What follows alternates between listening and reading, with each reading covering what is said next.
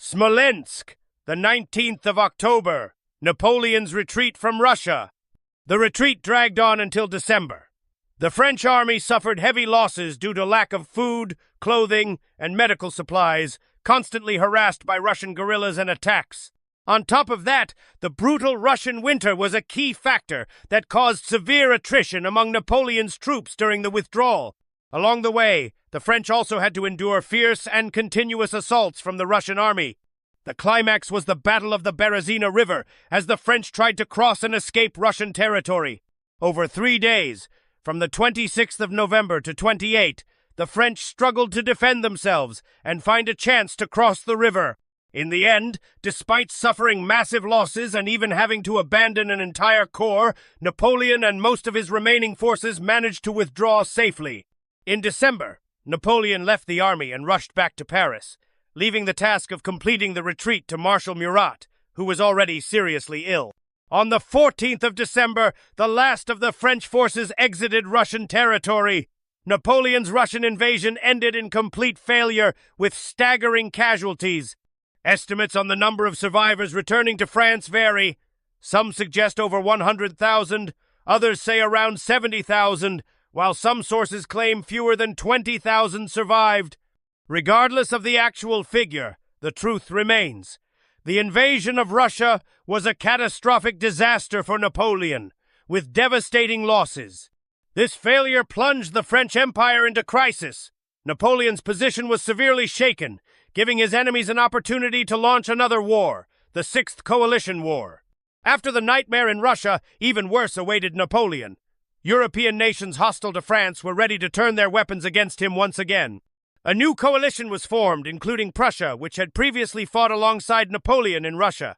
France was in a dire state. Hundreds of thousands of soldiers lost in the disastrous Russian campaign.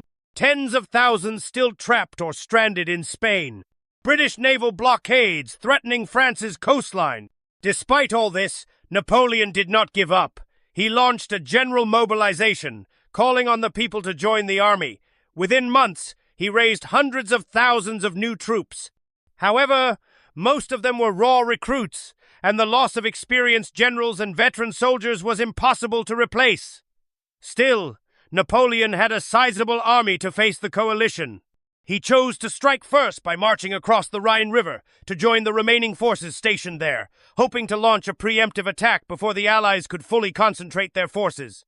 In April 1813, Napoleon advanced toward Leipzig, while leaving Marshal Davout to hold Hamburg. Napoleon soon suffered a personal loss. Marshal Bessieres was killed, deeply affecting him. Determined to win, Napoleon pressed on. On May 2, 1813, the Battle of Lutzen took place between the French and the Russian-Prussian coalition. Napoleon had around 78,000 men. The coalition had around 93,000.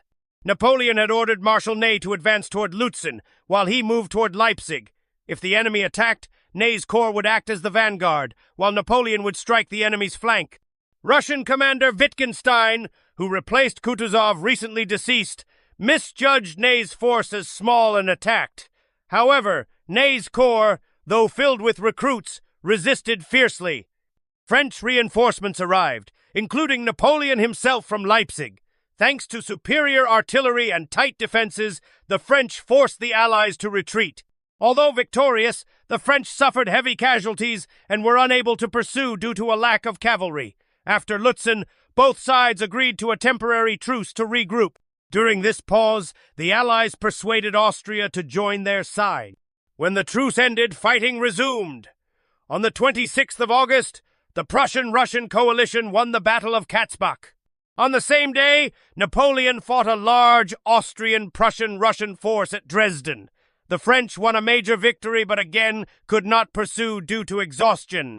The Battle of Dresden turned out to be Napoleon's only major victory in the Sixth Coalition War.